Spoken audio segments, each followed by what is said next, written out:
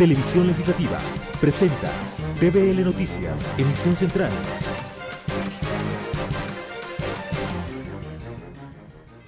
Lunes 31 de julio de 2017, amigos y amigas, bienvenidos a una emisión más de TVL Noticias, emisión central. Gracias a quienes nos sintonizan a través del canal 42 en la ciudad de Quito, también por internet a través de tvlnoticias.asambleanacional.gov.es y en nuestra página institucional www.asambleanacional.gov.es.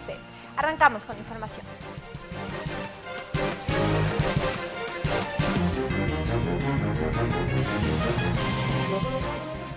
Mediante cadena nacional, el presidente de la República anunció la situación económica del país y reveló las cifras de la proforma presupuestaria para el 2017. Lenín Moreno expuso varias acciones que tomará el gobierno para enfrentar y solventar la economía del Ecuador.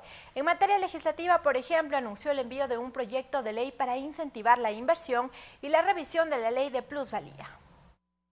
El presidente de la República confirmó que la situación económica del país es crítica e hizo un llamado para enfrentar la crisis. Indicó que al año el país necesita 8.000 millones de dólares para cubrir el déficit y pagar la amortización de deudas. A esto se sumarían 2.000 millones más para cumplir objetivos nacionales hasta el 2021. Desde hace 2 años, el país enfrenta condiciones difíciles, producto de la reducción del precio del petróleo y de los bajos precios de las materias primas.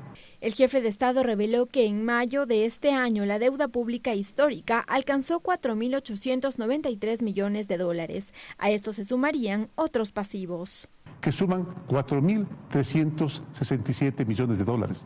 También incluye la solicitud de Contraloría General del Estado sobre el registro de obligaciones con el IES. Además, se necesitan 1.000 millones de dólares más para pagar las obligaciones e incentivos a jubilados. Por ello, expuso que se tomarán acciones para generar mayores ingresos. Hemos establecido medidas de austeridad del gasto público y optimización del uso de los recursos del Estado. En materia legislativa, Moreno insistió en la revisión de la ley de plusvalía y anunció que se trabajará en un proyecto de ley para incentivar la inversión y el ingreso de divisas. Con un proyecto de ley que permita la repatriación de capitales de quienes los tienen en el exterior. Sobre la proforma presupuestaria, el presidente afirmó que se trata de un monto que asciende a 36.818 millones de dólares, mientras que el déficit fiscal se proyecta en 4.700 millones. Reduciéndose en 1.000 millones con relación al año anterior. El jefe de Estado dijo que las prioridades de gobierno para este año serán educación, salud, vivienda, bienestar social, seguridad, riesgos y defensa. Además, adelantó que en septiembre enviará a la Asamblea la proforma presupuestaria de 2018 y la programación cuatrianual. Lorena Espinosa, TVL Noticias. El expresidente de la República, Rafael Correa, criticó la medición de la deuda del país que fue anunciada por el primer mandatario Lenín Moreno el pasado viernes. Correa sostuvo que se torturaron las cifras de forma antiética y antitécnica. Diversas reacciones se generaron tras el anuncio del presidente Lenín Moreno sobre la proforma presupuestaria para este 2017. El expresidente de la República, Rafael Correa, a través de su cuenta en la red social Twitter, criticó la medición de la deuda del país. El exmandatario sostuvo lo siguiente: qué triste escuchar a un presidente que claramente no entiende lo que habla y repite lo que le dijo la oposición o un malintencionado asesor. La reducción del déficit, el cual continuará bajando una vez superada la tormenta perfecta, se debe a medidas de austeridad que están tomadas hace rato, a la recuperación del precio del petróleo. Yo goberné 2 años sin $1 de ingreso petrolero para el gobierno central, a la recuperación de la economía y el siguiente incremento en recaudación de impuestos, y a que, entre otras cosas, ya se pagó a Oxy, Chevron, y ojalá ya no ocurra otro terremoto de casi 8 grados en escala Richter, con cerca de 4.000 réplicas y con pérdidas superiores a 3.3% del PIB.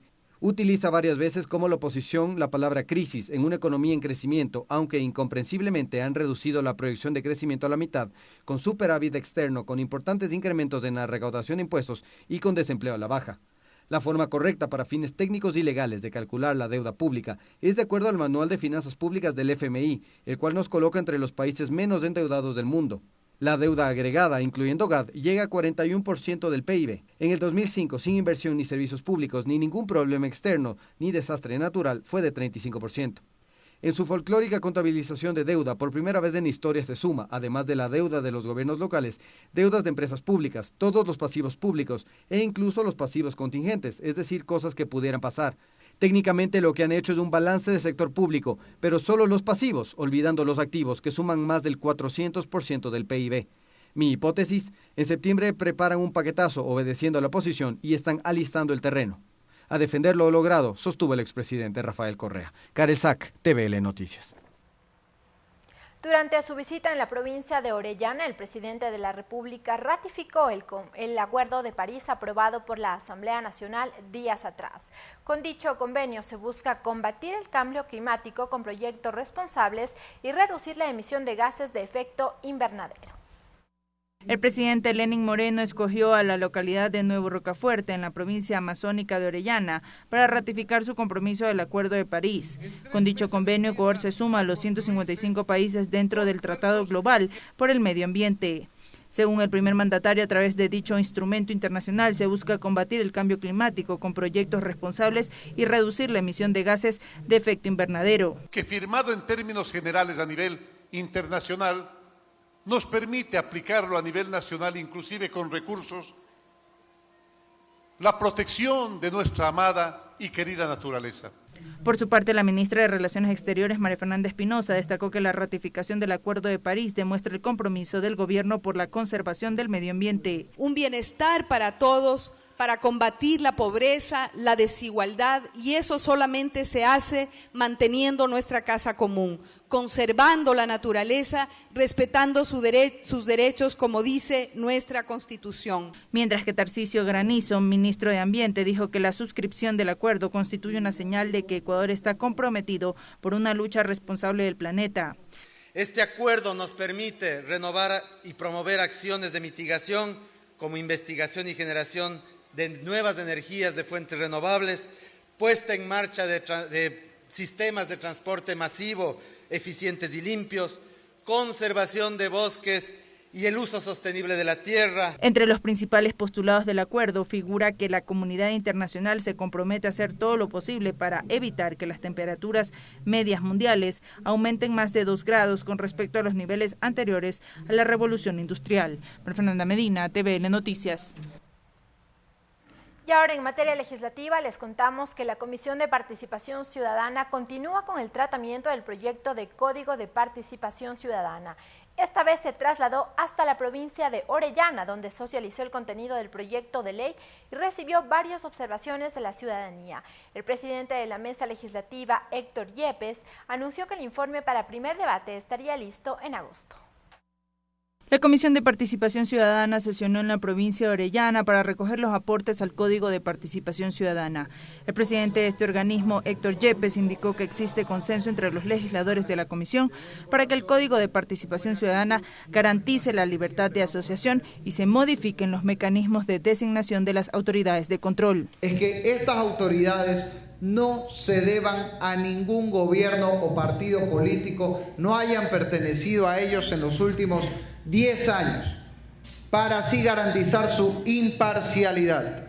Marcia Guanín, coordinadora del Consejo de Participación Ciudadana de Orellana, señaló que esta entidad trabaja con 16 mesas temáticas de concertación ciudadana que abarca a 300 personas, en las que tratan temas de las organizaciones y la ciudadanía. Ha permitido implementar un sistema de participación producto de la retroalimentación, de la sistematización e identificación de los aprendizajes teóricos y metodológicos.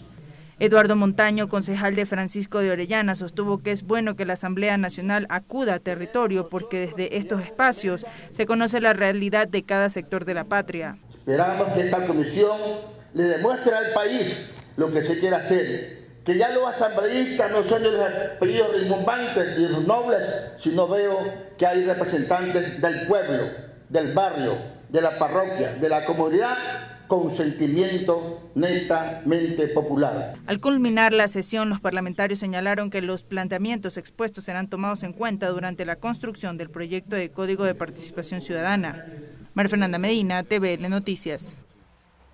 La Asamblea Nacional se acerca a la academia y a la sociedad en general. Es así que se realizó un taller sobre práctica y técnica legislativa en la Universidad Santiago de Guayaquil. En la Universidad Católica Santiago de Guayaquil se expuso el pasado jueves un taller para exponer sobre la práctica y técnica legislativa. En la cita estuvieron presentes la presidenta de la Comisión de Justicia, la asambleísta Marcela Aguiñaga, el legislador Henry Cucalón y la secretaria general de la Asamblea Nacional, Livia Rivas.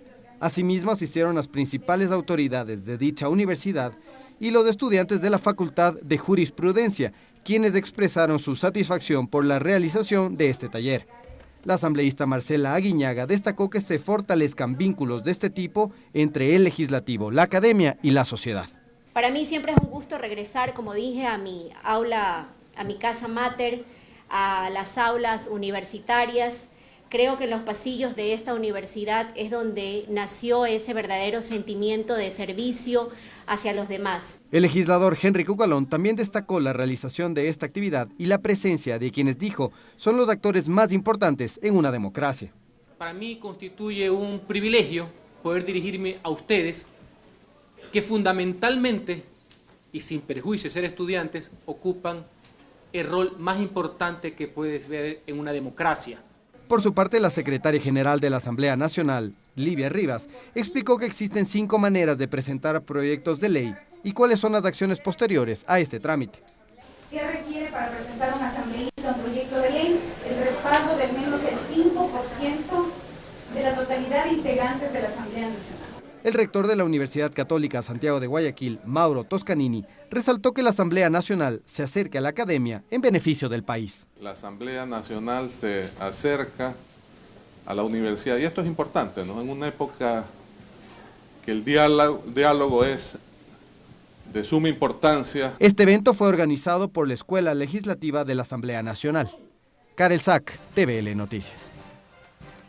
Hasta aquí la información, amigos, es momento de una pausa, pero al volver les presentamos el balance del trabajo realizado al interior de la Comisión del Régimen Económico. Buenas tardes. Regresamos con TVL Noticias, emisión central, luego de la siguiente pausa promocional. Continuamos con TVL Noticias, emisión central.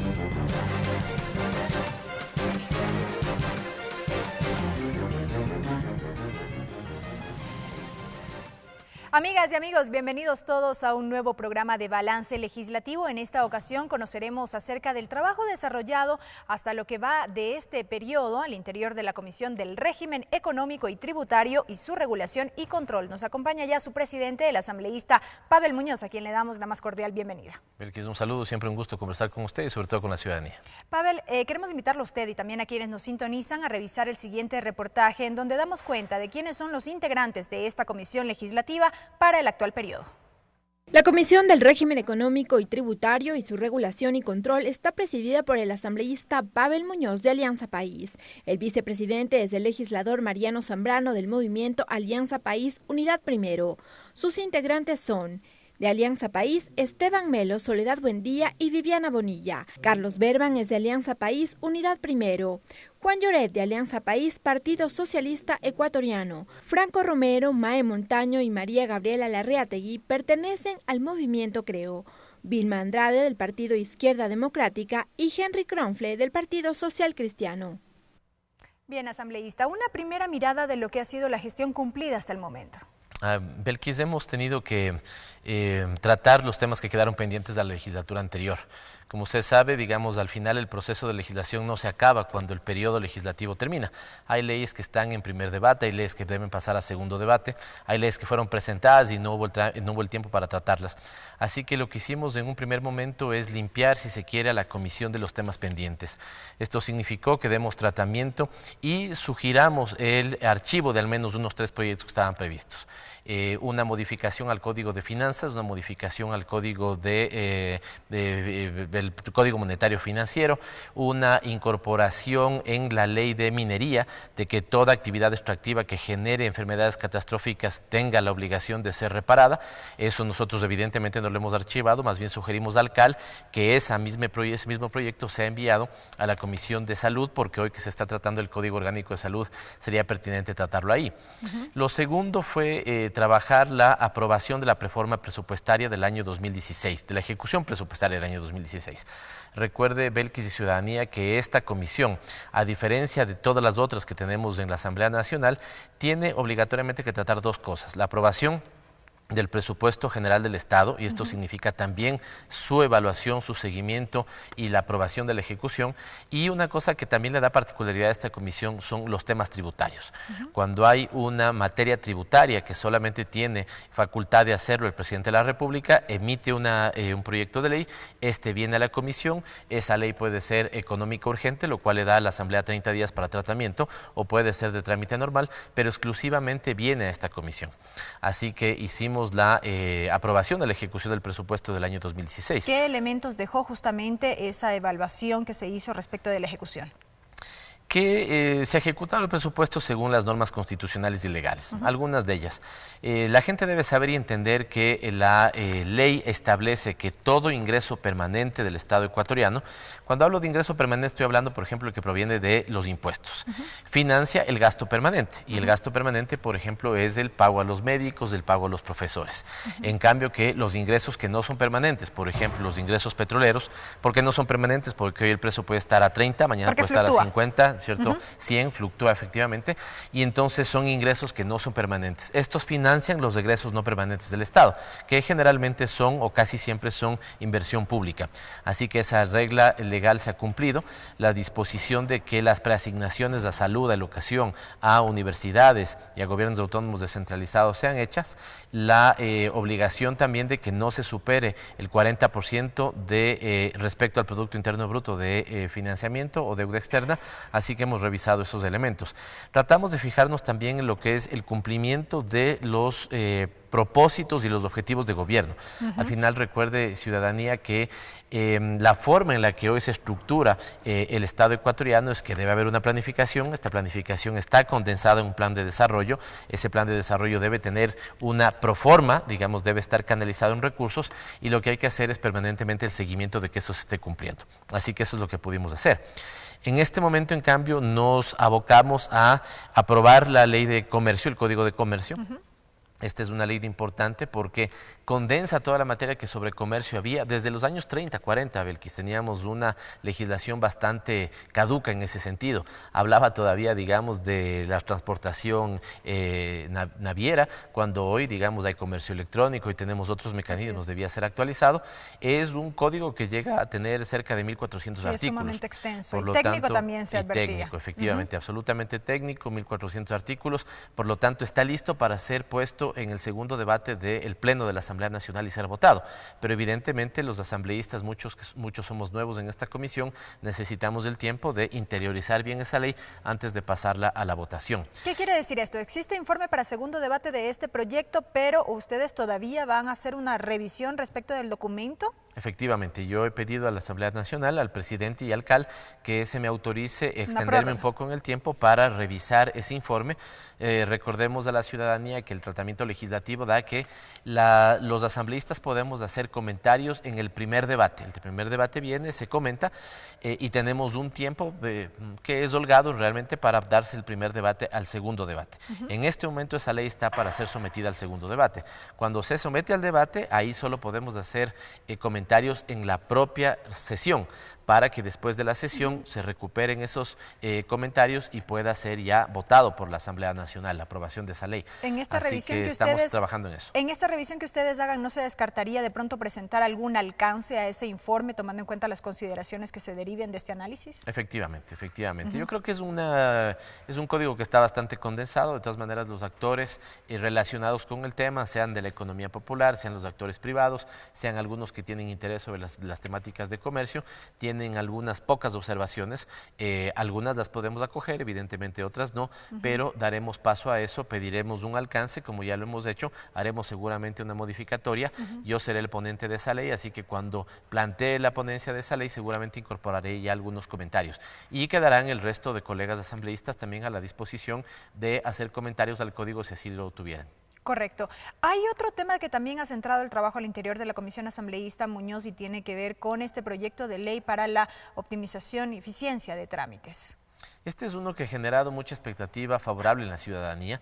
Al final, nosotros lo que hicimos es revisar un proyecto que ya tenía la comisión, era un proyecto solamente de 3 artículos, que derogando 3 elementos facilitaba algunos trámites.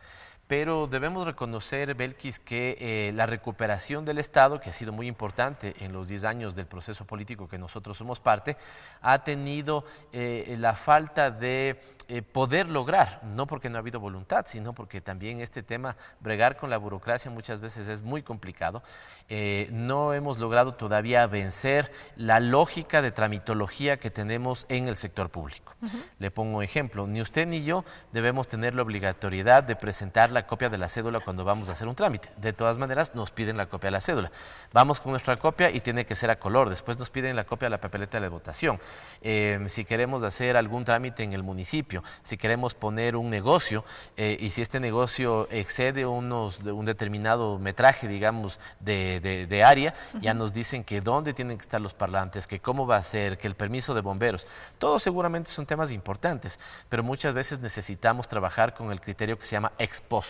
Es decir, usted empieza mañana su negocio, hace todo lo que tiene que hacer como ciudadana responsable, debe cumplir la ley, yo le permito que opere, pero después envío una inspección para que verifiquen si usted cumplió las disposiciones legales. Si cumplió las disposiciones legales, evidentemente, ¿no es cierto?, sigue operando. En caso de no haberse cumplido las disposiciones legales, ¿no es cierto?, le pongo multas, sanciones o cierro su negocio. Pero ese que es un criterio de operar ex post, es decir, después de que usted ya está trabajando, muchas veces se lo hace en este momento ex ante. Es decir, yo no le permito abrir un negocio de venta de hot dogs, digamos así, porque no me ha presentado el permiso de dónde están los parlantes, del permiso de los bomberos, del permiso, ¿no es cierto?, de la señalética, el permiso de tal cosa, y evidentemente eso suele, digamos, entorpecer las dinámicas productivas de la gente. Pero allí, hacerlo de esta otra manera, como usted plantea, asambleísta, ¿no podría dar pie un poco a que los ciudadanos que emprendan este tipo de actividades un poco dejen al olvido el cumplimiento de estos requisitos? Claro que ahí lo que procedería sería el cierre o la inhabilitación para poder seguir operando, pero un poco ¿no dilataría todo el proceso? Esto supone evidentemente un cambio cultural muy importante, tanto de la gente como de la burocracia, digamos, ¿cierto? Y cuando digo burocracia me refiero a los que trabajamos en el sector público. Así es. Hay mucha gente que utiliza la categoría burocracia, digamos, en un sentido peyorativo, ese nunca es el caso.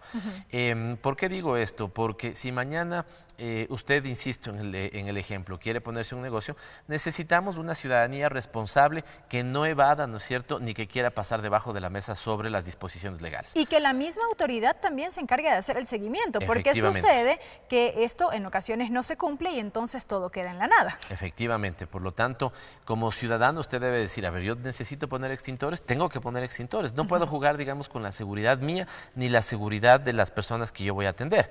La autoridad, en vez de demorarse 4 meses en darle a usted el permiso habilitante, debería demorarse una vez que usted ha empezado su actividad, evidentemente la tiene que registrar adecuadamente, todo eso, visitarle y ver que usted está cumpliendo. De no ser así, caben multas, caben sanciones.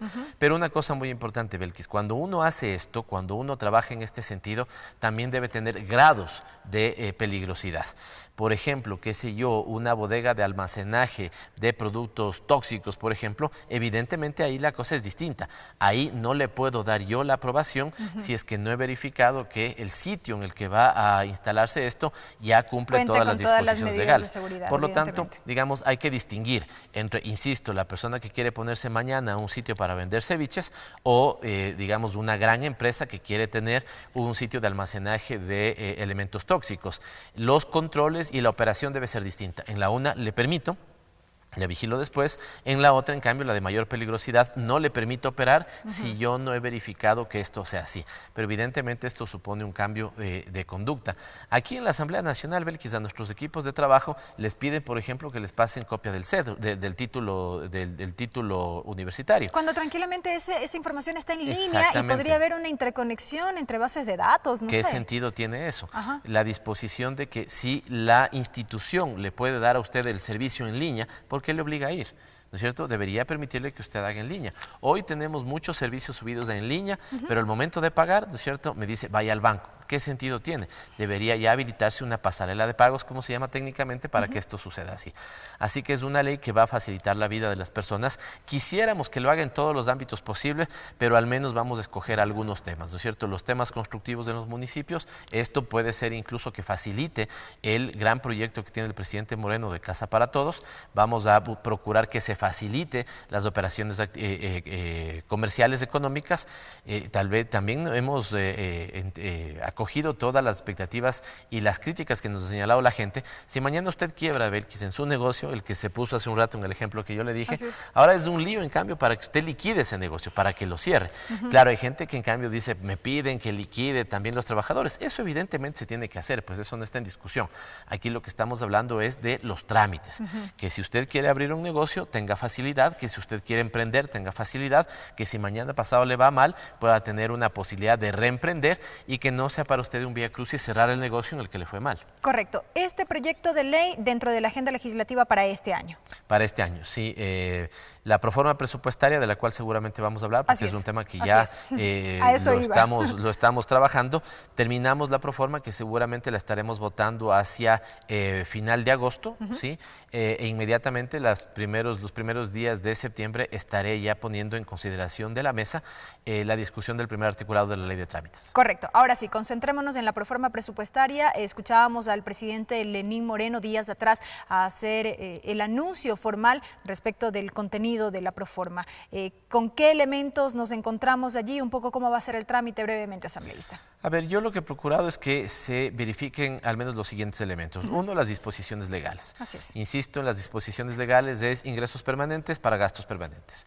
En las disposiciones legales son los porcentajes que establece la Constitución para salud y para educación. En el caso de salud ya se cumplió la meta constitucional, de hecho eso incluso amerita una discusión posterior, que no se supere el techo que tiene el gobierno nacional de la deuda externa. Sobre esto ya se había generado todo un debate tiempo atrás, algunos meses atrás. Y todos los años se genera, digamos, en estos meses cuando viene la proforma presupuestaria. La buena noticia es que el Estado no tiene una deuda, digamos, que supera el techo constitucional. No estamos llegando al 30% porque se sigue también los manuales que establece, si usted quiere, normas de contabilidad pública internacional, planteadas incluso por el propio Fondo Monetario Internacional. Verificamos eso, verificamos también que el programa de gobierno y los ofrecimientos del presidente estén de alguna u otra manera cargados en esa proforma presupuestaria. Una advertencia para ustedes en los medios legislativos y para la ciudadanía.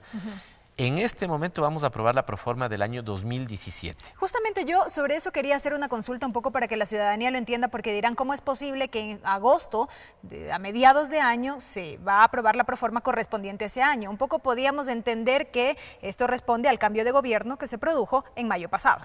Cada 4 años hoy hay una excepcionalidad en la ley y cada 4 años, ¿qué es lo que pasa? Hay cambio de gobierno. Y como hay cambio del gobierno, el que entra no tiene el tiempo suficiente de plantear su propia proforma presupuestaria, con lo cual el gobierno entrante trabaja con una extensión de la proforma presupuestaria del último año del gobierno saliente. ¿Qué significa esto entonces? Que quien presentó proforma presupuestaria para el 2016 fue el presidente Correa, en el año 2016. El presidente Moreno empieza a trabajar su 2017 con una proforma prorrogada y le corresponde en estos meses, aproximadamente agosto, septiembre, octubre, presentar la proforma. Generalmente lo que suele hacer el gobierno, lo que solía hacer anteriormente, es que presenta la proforma presupuestaria junta, es decir, la del año en curso y la del año siguiente. El gobierno ha decidido en este momento mandarnos hoy la proforma del 2017, con lo cual vamos a aprobar una proforma que ya siendo agosto, ¿no es cierto?, valida los meses anteriores y le permite al gobierno aplicar en los próximos meses. Pero después de un mes, seguramente el gobierno nos va a presentar la proforma del año 2018 y su programación hasta el 2021. Esta para el gobierno y para nosotros tal vez es de las proformas más importantes. ¿Por qué? Porque nos deja ver ya cómo va a utilizar los recursos en el 2018 y lo más importante, qué programa económico está avisorando para el 2021. Con lo cual ahí el manejo del déficit fiscal, el manejo de la balanza comercial, para que la gente nos entienda que es la balanza comercial, que debemos exportar más de lo que importamos. Al país, siendo dolarizado más aún, le deben ingresar más dólares que los que salen de su economía. Eso es importante fijarnos. Y también también evidentemente que se asignen los recursos para garantizar los derechos de los ecuatorianos que están en la Constitución y el plan de gobierno que presentó el presidente Moreno. Correcto, y nosotros haremos el seguimiento justamente como medios legislativos respecto del trámite de este tema. Asambleísta, nos quedan unos pocos minutos apenas y para concluir me gustaría aprovechar su presencia también para hablar de una propuesta suya que generó debate aquí en el Pleno de la Asamblea Nacional y tiene que ver con esta propuesta de diálogo a la par como lo ha venido haciendo el gobierno del presidente Lenín Moreno, pero un diálogo aterrizado entre la ciudadanía desde la Asamblea Nacional, contando con esa participación ciudadana. Un poco profundizar en aquello. Sí, presenté esa iniciativa, la había conversado con el presidente de la Asamblea, me dijo que proceda, que lo presente, evidentemente con mi bloque. Generó debate, pero un debate positivo. Sí. Tanto así que tuvimos, me parece que algunas abstenciones, pero ningún voto en contra, y fue una, digamos, resolución aprobada también con votos de los bloques de oposición. Así que estoy muy contento de eso. ¿Cuál es el sentido, Belkis? No podemos hablar 4 años de corrupción. No podemos, la gente no quiere. La gente quiere que resolvamos los problemas del trabajo, quiere que superemos, digamos, de una vez por todas la situación económica, que sigamos teniendo, como lo hemos tenido en los años anteriores, una economía dinamizada, un sector productivo que genera trabajo. Y qué mejor que hacerlo de la mano de los ciudadanos, conociendo la realidad de ellos. Efectivamente, ¿ya? No hay que inventarnos el agua tibia, hay disposición en la ley de la legislatura, en la ley de participación, en el Código de la Democracia, tenemos que ejercer eso. Así que veo con buenos ojos que las distintas comisiones han empezado a definir ya su agenda de trabajo territorializada, invitar a colectivos para que les hagan sus propuestas sobre el tratamiento de la ley, y ahí lo que nosotros hemos dicho es la Asamblea no puede estar por fuera de un gran diálogo nacional. Lo que sí hemos dicho es que ese diálogo va a tener como temas los temas que se traten en esa comisión y como objetivo la alimentación de esa normativa. Así que vamos a hacer lo que la Constitución también nos exige, que es democracia participativa. Correcto, Pavel, y de nuestra parte todos los éxitos en esta gestión que prácticamente recién inicia de su parte y al interior evidentemente de la Comisión de Régimen Económico. Belkis, muchísimas gracias con su apoyo y evidentemente el de la ciudadanía. Muchas gracias. Muchas gracias por habernos acompañado. Ha sido Pavel Muñoz, presidente de la Comisión del Régimen Económico de la Asamblea Nacional, con quien hemos podido conocer acerca de la gestión cumplida desde el inicio de este periodo legislativo y también las expectativas en torno al trabajo que todavía está pendiente por hacer. Amigos, gracias por habernos acompañado. Será hasta una próxima ocasión.